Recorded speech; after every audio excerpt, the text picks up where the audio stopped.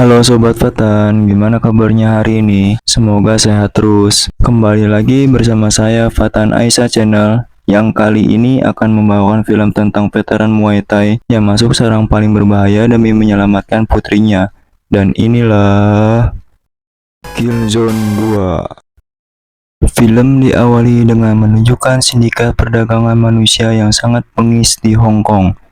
Bermula dari penyalahgunaan data di suatu rumah sakit di Hong Kong, orang-orang jahat tersebut bisa mengetahui data medis sekaligus identitas para calon korbannya. Dan jika sudah menemukan yang cocok, mereka akan menculiknya dan kasus itu akan menjadi kasus orang hilang. Polisi memperkirakan sindikat tersebut sudah beroperasi selama kurang lebih 7 tahun. Terindikasi dari meningkatnya kasus orang hilang di wilayah Hong Kong, dan yang terparah, kali ini pimpinan sindikat tersebut yaitu Mr. Hung. Tidak peduli dengan kondisi korbannya yang merupakan seorang wanita dan tengah hamil, Mr. Hung juga bekerja sama dengan Ko Chun, melainkan kepala sipil di penjara wilayah Thailand Utara, untuk menampung para korbannya selama dieksekusi.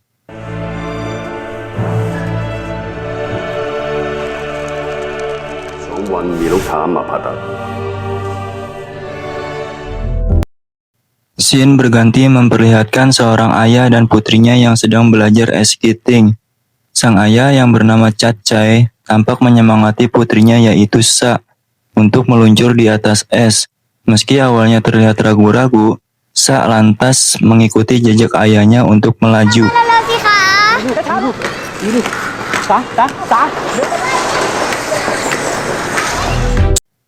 Sayangnya keceriaan Sa langsung sirna saat menyadari dirinya mimisan, dan itu merupakan pertanda bahwa penyakitnya kembali kambuh. Maka dengan cepat Cace membawa Sa ke rumah sakit, dan setelah menjalani perawatan Sa bisa pulih. Meskipun dokter mengatakan jika dia harus mengganti obatnya karena kondisi yang semakin melemah dibanding sebelumnya. มาดูว่าอาการเธอจะดีขึ้นหรือเปล่า ข้อมูลผู้บริจาคได้ไหมครับเผื่อผมจะลองติดต่อนะครับคุณหมอ จะให้พยาบาลติดต่อไปทันทีเลยนะครับ Sa menderita leukemia. Dia harus segera mendapat donor sumsum tulang belakang. Namun sampai sekarang mereka kesulitan mendapatkan calon pendonor yang cocok. Walaupun begitu, akhir-akhir ini rumah sakit berhasil mendapatkan data medis yang cocok. Hanya saja orang yang tersebut tidak bisa dihubungi. Cace lantas berinisiatif untuk menghubungi orang tersebut. Meskipun itu berarti Cace harus sembunyi-sembunyi mencari nomor telepon orang tersebut dari pusat data rumah sakit dan menelponnya sendiri.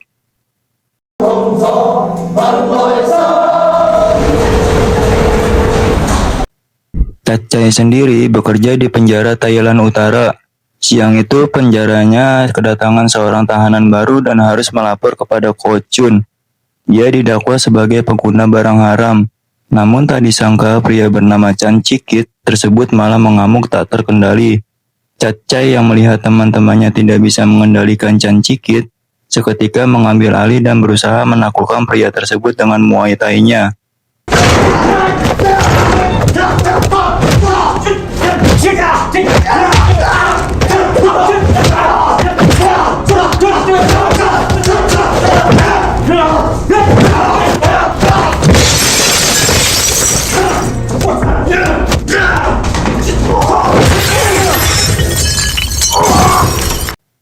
Akhirnya Chan Cikit berhasil dimasukkan ke penjara, tapi dia terus saja berteriak menggunakan bahasa Mandarin, dan dia berkali-kali mengatakan jika tak seharusnya dijebloskan ke penjara, karena dia adalah polisi Hong Kong.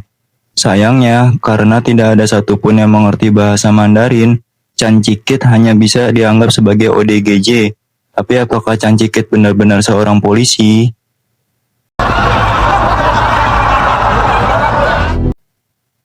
Chan Cikit sendiri memang pernah berada di pusat rehabilitasi barang haram di Hong Kong.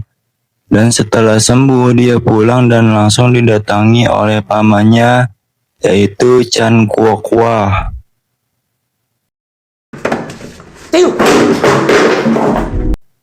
Paman Chan adalah seorang polisi dan akhirnya terungkap bahwa Chan Cikit memang seorang polisi. Dia adalah intel yang diberi tugas oleh pamannya untuk menyelidiki sindikat perdagangan manusia.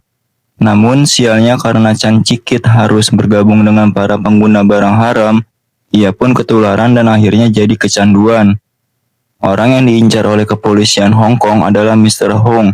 Namun Mr. Hong punya masalah kesehatan tersendiri, yaitu kelainan jantung yang menyebabkan hidupnya tidak akan bertahan lebih lama lagi. Selama bertahun-tahun, Mr. Hong mencari pendonor jantung yang cocok untuknya. Namun karena dia memiliki golongan darah yang langka, sampai sekarang tidak ada satupun orang yang bisa mendonorkan jantungnya untuk Mr. Hong. Sementara itu, satu-satunya jantung yang cocok untuk Mr. Hong adalah Hong Man Biu, yaitu adik kandung Mr. Hong sendiri. Mr. Hong lantas menemui Man Biu, tapi sang adik justru mempertanyakan kasih sayang kakaknya yang meminta jantung adiknya sendiri untuk bertahan hidup.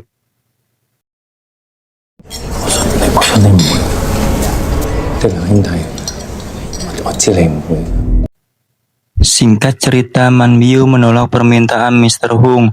Dia pun berencana kabur dengan istrinya dan karena dia tahu karena Mr. Hong sangatlah berbahaya, Man Biu sang adik perlu berhati-hati dan jangan sampai salah langkah. Ternyata feeling Man Biu memang benar.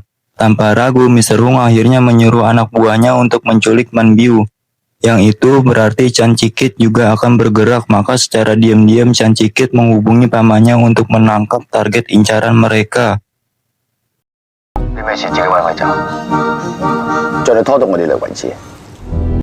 Esok paginya, Chan Cikit dengan regu penculik merapat ke pelabuhan Hong Kong.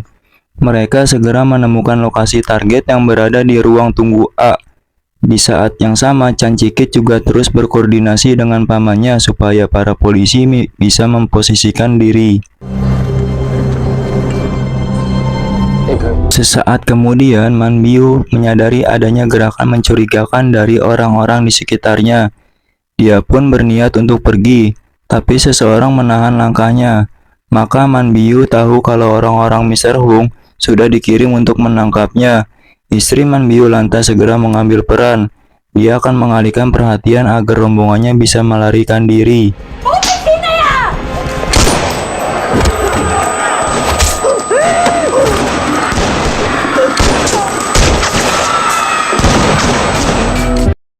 Dan begitu senjata api meletus, situasi ruang tunggu pelabuhan langsung kacau balau.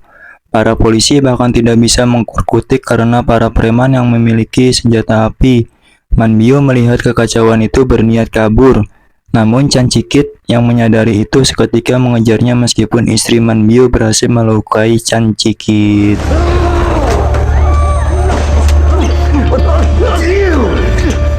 Tak berselang lama, Man Biu tiba di lobi.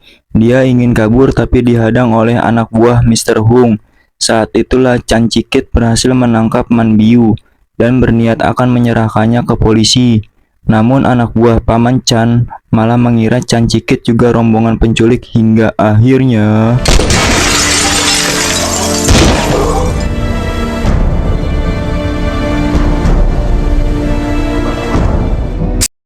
situasi pun kembali memanas.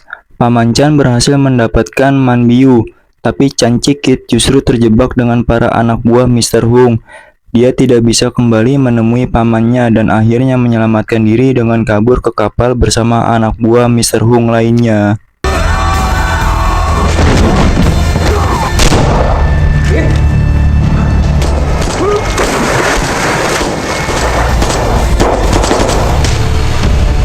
Tanpa diduga, penyamaran Chan Cikit akhirnya terbongkar. Dengan kata lain, dia akhirnya menjadi polisi yang disandra oleh anak buah Mr. Hong. Saat itulah Chan Cikit akhirnya dibawa ke Thailand dan dijebloskan ke penjara Kochun. Sementara itu, paman Chan sekarang menangani Man Biu di rumah sakit. Dia harus menjaga Man Biu tetap hidup karena tahu bahwa Man Biu masih menjadi target para penculik. Di saat yang bersamaan, Mr. Hong mendatangi rumah sakit tersebut untuk mendonorkan darahnya demi sang adik.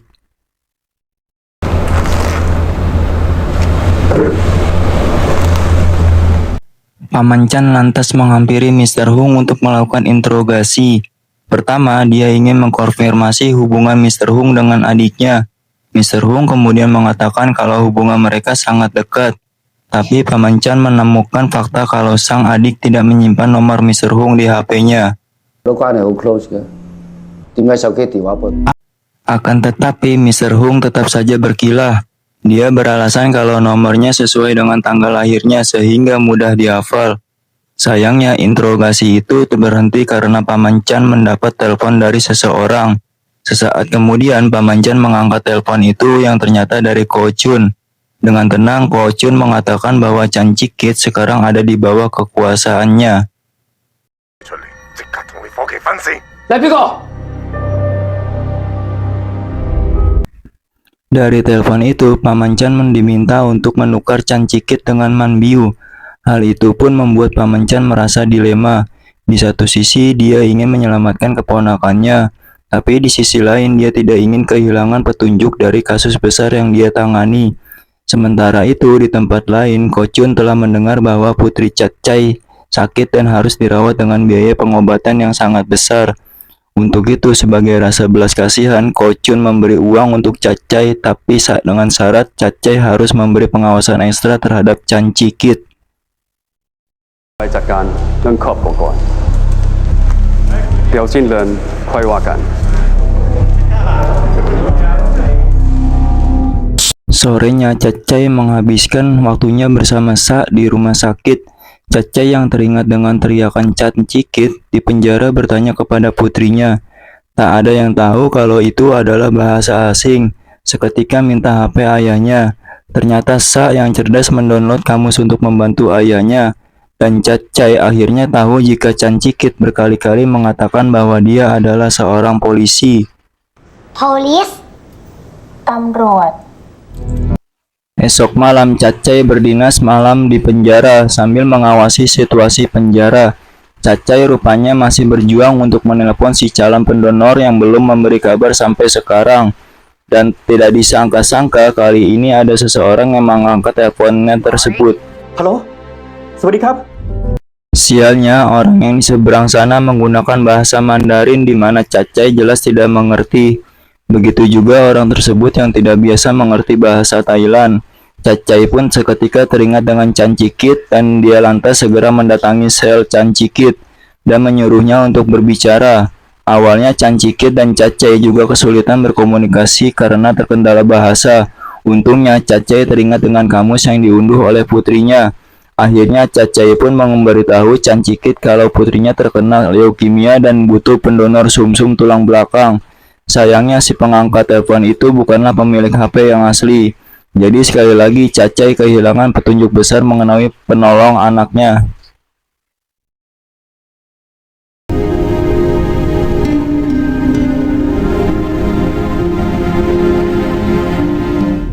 Keesokan paginya selesai shift di penjara, Cacai kembali ke rumah sakit. Pagi itu Sa lihat sangat bergembira lalu menyambut kedatangan ayahnya. Rupanya Sa baru saja mendapat telepon si pendonor karena dia diberitahu oleh suster yang merawatnya. Dan sama seperti Cacai kemarin, Sa terlihat begitu berharap kalau calon pendonor tersebut bisa segera dihubungi. Namun, sekarang Cacai sudah kehilangan harapan karena si calon pendonor seolah menghilang. Setelah itu, Sin berpindah ke rumah sakit Hong Kong di mana Paman Chan masih menunggu Man Biu siuman.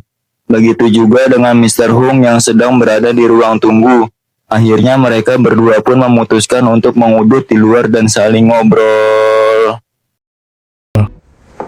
咁冇煙啊？ Nah, Dan setelah berada di luar, Mr. Hung menceritakan penyakit jantungnya yang langka. Dia pernah divonis umurnya hanya sampai umur 10 tahun. Namun nyatanya dia masih hidup sampai sekarang. Dan untuk memperjuangkan hidupnya lagi, dia sengaja menangkap adiknya karena hanya Man Biu yang cocok menjadi pendonor jantung untuk Mr. Hung. Cerita itu menunjukkan betapa kejamnya Mr. Hung yang rela menculik adiknya sendiri demi melanjutkan hidup. Setelah itu, Mr. Hung tiba-tiba memberi sebuah rekaman video yang menunjukkan Chan Chi-kit disiksa di penjara.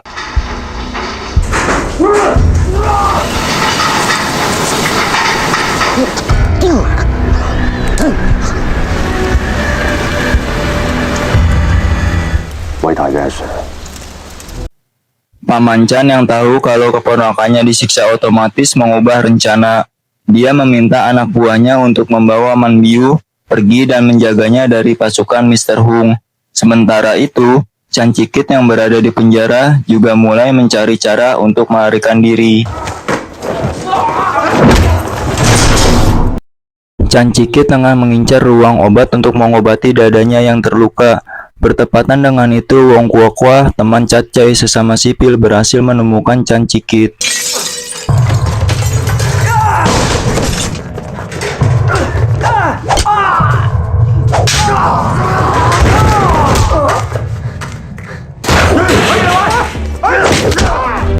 Akan tetapi, di tengah pertarungan, Chan Cikit tanpa sengaja menekan tombol darurat yang membuka semua pintu penjara.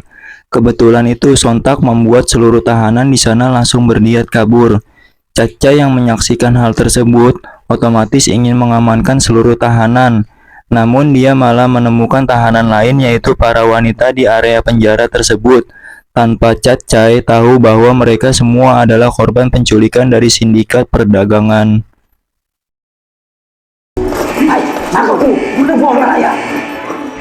Dan di tengah keterkejutan Capcay, Wong Kuokwa tahu-tahu menghampirinya dan meminta bantuan. Sekarang Chan Cikit berhasil mencuri ponselnya dan Capcay harus menemukan pria tersebut.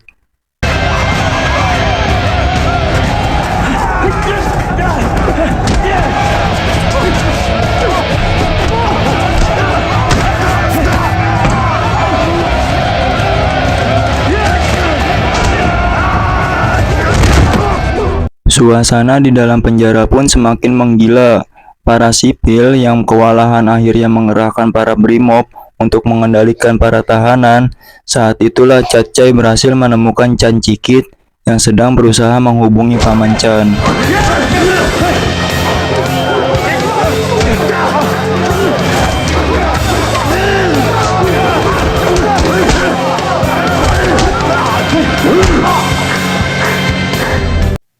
Di saat yang sama, Paman Chan berhasil membawa kabur Man Biu.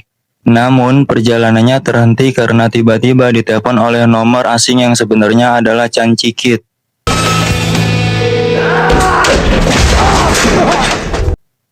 Sialnya, Chan Cikit gagal menghubungi Paman Chan karena rupanya dia bisa dilumpuhkan oleh Cacai. Paman Chan yang mencurigai nomor tersebut berniat untuk melacaknya karena dia yakin jika nomor itu berasal dari Chan Cikit, dan anak buah Paman Chan berjanji akan menyelidikinya melalui sinyal GPS. Setelah itu, Paman Chan membawa Man Biu ke rumah kenalannya yang seorang dokter. Paman Chan berpesan kepada dua anak buahnya untuk menjaga Man Biu tetap hidup, sementara Paman Chan akan mencari tahu di mana Chan Cikit berada. 2 hari kemudian, Paman Chan berhasil melacak nomor telepon yang digunakan oleh Chan Cikit. Akhirnya, Paman Chan menemui Wong Kuokwa dan memberinya uang supaya bisa mempertemukannya dengan Chan Cikit. Sementara itu, seperti biasa kalau tidak bekerja, Cacai menemui putrinya di rumah sakit. Namun Sa, yang biasanya tampak ceria sore ini terlihat murung. Tampaknya Sa kehilangan harapan karena sampai sekarang si calon pendonor tidak terdengar kabarnya. Akan tetapi sebagai ayah yang baik, Cacai memberikan semangat. Dia memberinya sebuah tanaman kecil sebagai simbol harapan. Karena jika tanaman itu dirawat terus-menerus, dia akan tetap hidup dan menjadi pohon yang besar.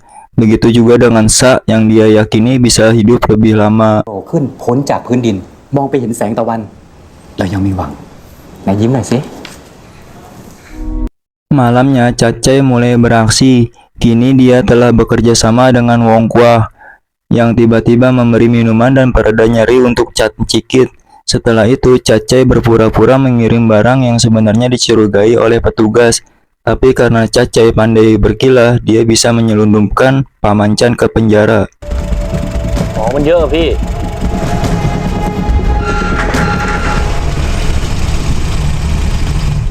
Singkat cerita, Chan Cikit dibawa ke sebuah ruangan tersembunyi dan akhirnya dia bisa bertemu dengan Paman Chan.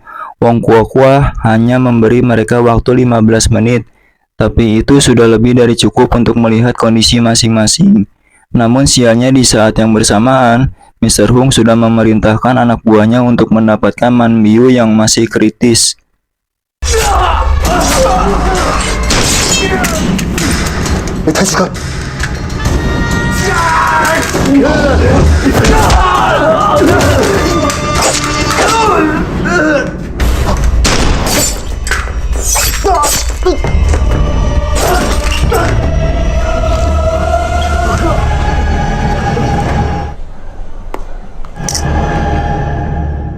Usai pertempuran yang amat cepat tersebut, anak buah Paman Chan memberi kabar bahwa Man Biu berhasil dibawa oleh pasukan Mr. Hung.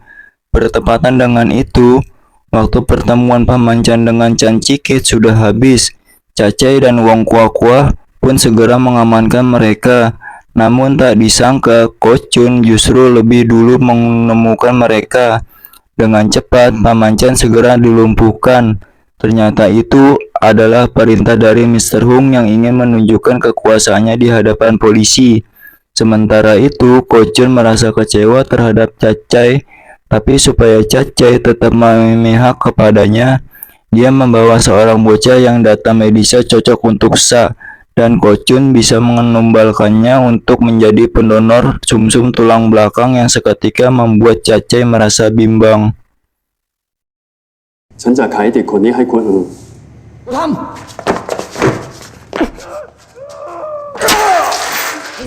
Dan pada akhirnya Mr. Hung datang sehingga Paman Chan berhadapan langsung dengan Mr. Hung.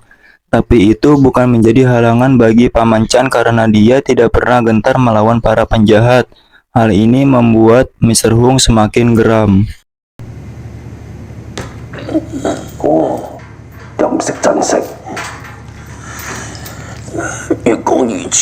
Paman Chan pun dihajar walaupun tidak sampai mati karena organ dalamnya sih katanya akan diambil dan dijual. Begitu juga dengan Chan Cikit yang ditawan oleh Mr. Hung. Sementara itu di tempat lain, terlihat seseorang bocah laki-laki yang telah menemukan ponsel milik calon pendonor Sa. Kemudian dia memperbaikinya. Bocah itu pun melihat banyaknya telepon dari nomor tak dikenal lalu iseng-iseng menelponnya kembali. Sengaja menunggu telepon itu pun seketika merasa senang, dan dia langsung mengangkatnya dengan penuh semangat. Namun sayangnya si bocah laki-laki adalah orang Tiongkok, sehingga dia tidak mengerti bahasa Thailand. Begitu juga dengan Sa yang tidak tahu apa yang bocah laki-laki itu katakan.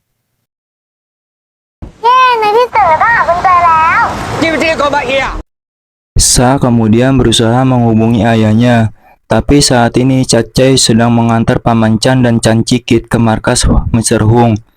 Tidak lama kemudian Cacai tiba di markas tersebut, namun dia masih memikirkan nasib si calon pendonor dan bagaimana sindikat perdagangan manusia itu bekerja.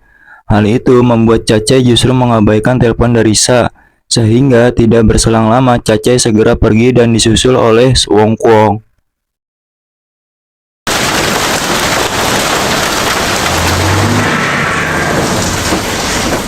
Dan untuk Paman Chan dan Chan Cikit, mereka berdua tinggal menunggu ajal menjemput.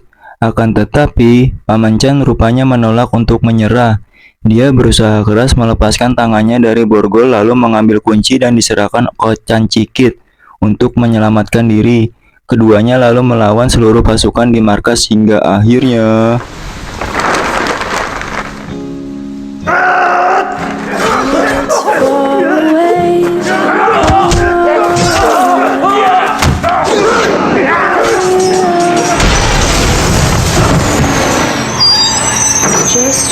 Tak disangka, Cacai justru memilih membantu Paman Chan dan Chan Cikit melarikan diri.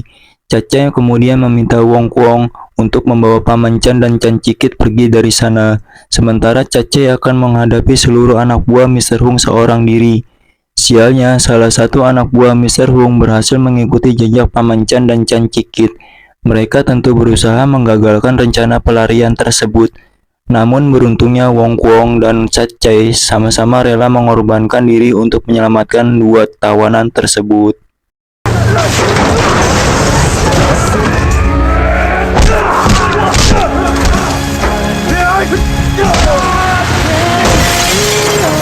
Tapi sialnya, Cacai justru terjebak di tempat tersebut dan menjadi tawanan anak buah Mr. Hung. Sementara itu, Chan Cikit langsung membawa pamannya ke rumah sakit. Dan di saat yang sama kembali menghubungi si calon pendonor. Lucunya, Sa memang belum bisa membaca sehingga dia hanya mengirim emoticon lalu mengirim pesan kepada ayahnya. Dan kali ini tak disangka si calon pendonor ternyata bisa memahami pesan emoticon yang dikirimkan Sa untuknya.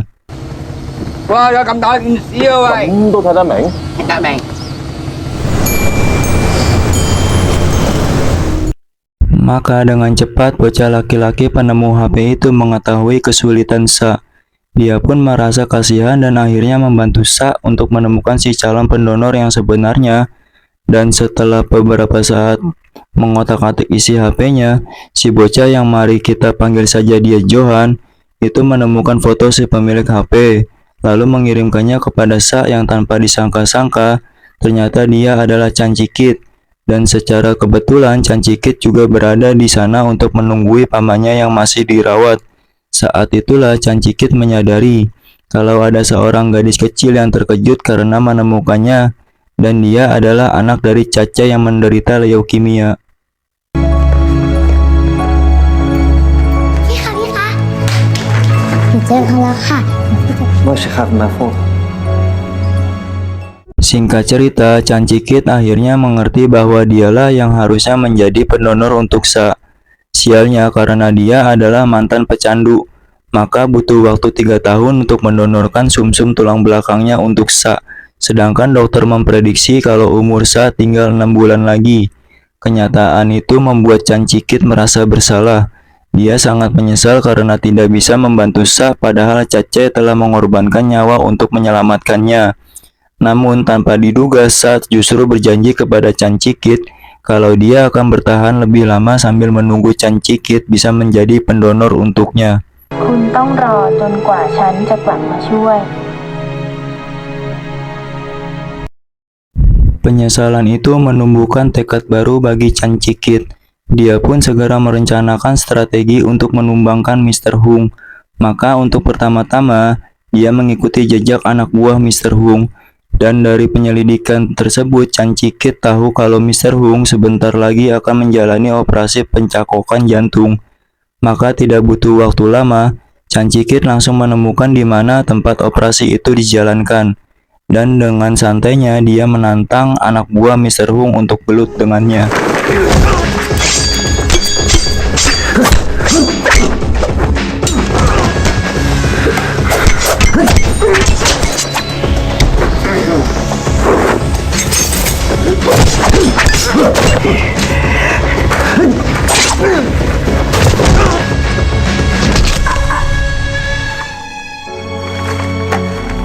Di lain tempat, Cacai juga hampir meregang nyawa. Kocun yang merasa dikhianati dan sekarang akan menghabisi Cacai untuk diambil organ dalamnya, dia kemudian menyuruh anak buahnya untuk mengeksekusi, namun tidak disangka-sangka Kocun diminta untuk menghentikan ASI-nya. Rupanya, aksi gila Chan Cikit sudah berhasil memporak-porandakan anak buah Mr. Hung. Dan sekarang Chan Cikit meminta Cacai dibebaskan atau Chan Cikit akan berbuat lebih gila lagi. Jadi mau tidak mau Kocun akhirnya membebaskan Cacai untuk ditukar dengan keselamatan Mr. Hung dan juga adiknya. Namun itu juga tidak mudah karena Kocun tetap menantang pergelutan untuk Cacai dan Chan Cikit.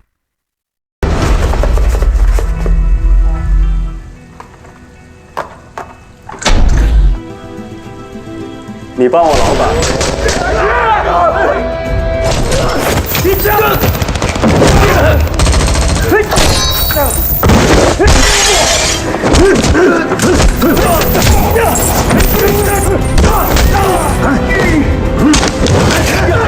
Sementara itu, di tengah pertarungan yang amat sengit, Chan Cikit berhasil menemui Cacai dan mengatakan bahwa dialah calon pendonor untuk Sa yang sempat menghilang.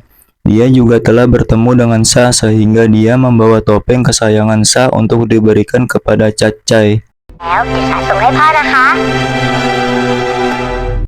Di saat yang bersamaan, Man Biu akhirnya terbangun dan menyadari kalau nyawanya berada dalam bahaya. Sang kakak sudah bersiap akan mengeksekusinya sehingga Man Biu ingin menghabisi kakaknya lebih dulu. Namun di sisi lain, Man Biu mengingat bahwa Mr. Hung adalah kakak kandungnya yang tidak mungkin ia bunuh begitu saja. Maka dengan sisi lemah Man Biu, Mr. Hung memanfaatkan hal tersebut untuk memanipulasi adiknya lalu tiba-tiba...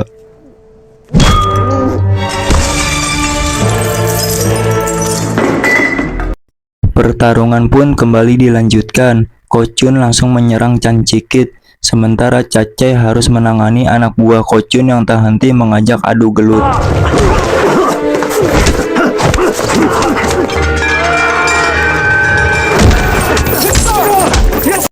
Sedangkan di saat yang sama, Mr. Hung berbalik mencoba menghabisi Man Biu.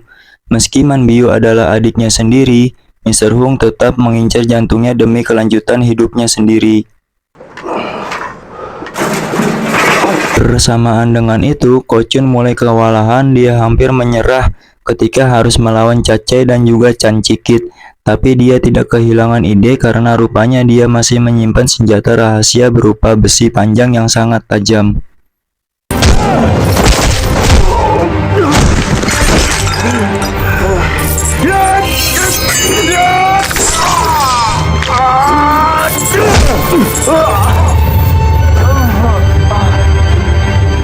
Situasi pun semakin gawat karena tidak disangka Sa juga menghilang dari rumah sakit. Gadis kecil itu ternyata ingin menanam tanaman kecil hadiah dari sang ayah karena berharap bisa menanam tunas pohon itu sebelum dia terlambat. Sayangnya justru bertemu dengan serigala yang selalu menghantuinya.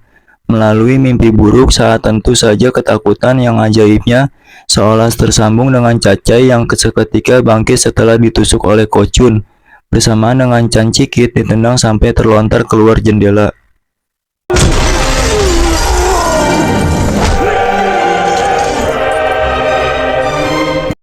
Cacai juga menendang Ko Chun kemudian mengulurkan rantai untuk menyelamatkan Chan Cikit.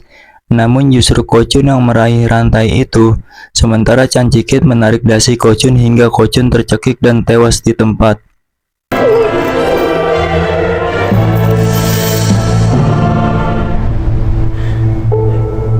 Dan di saat yang sama, Mr. Hung juga meregang nyawa karena serangan jantung.